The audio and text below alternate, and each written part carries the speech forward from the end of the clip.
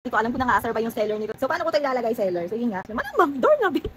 Alam niyo, sa totoo lang, hindi ko alam kung nang-aasar ba yung seller nito. Dahil tignan niyo naman, sa mga solid follower ko, alam na alam niyo kung ano lang yung pinto namin. Very ganyan lang. Very simple lang. Hindi nga siya mukhang safe. Pero ito, be, pinadalahan lang naman tayo ng magandang doorknob. So, paano ko ito ilalagay, seller? Sige nga. Nasa plano ko naman ng magpagawa ng pinto or palitan yung pinto namin. Pero at least, di ba, meron na tayong magandang doorknob. Pinto na lang yung kailangan.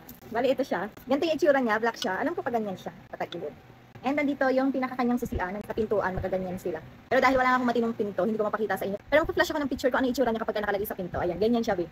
Sa itsura niya, sa ganda niya, hindi mo akalaing mura lang to, be. Bakal siya, bakal yung material. Malamang, doorknob, be. Tapos meron siyang pa-gold dyan sa harapan. And syempre, meron pa yung mga kasama. Nandito yung mga material niya. Ayan. Nandito yung susi, yung lock.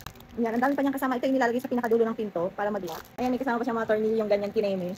And ito yung naman yung nilalagay sa may, basta doon, para sumara yung pinto. Kung kompleto naman siya sa gamit, ilalagay na lang talaga. Yun nga lang ang problema natin, wala tayong mapaglagyan. Kasi ang pinto namin is ganyan lang talaga. Hindi siya carrying lagyan. Abangan nyo na lang kapag nakapagpagawa na ako ng pinto, baka mailagay na natin ito. Mura lang to, be. Magiging mukhang mayayamanin yung pinto nyo. Kung gusto nyo rin, yung link ilalagay ko na lang dyan sa comment section or sa yellow basket.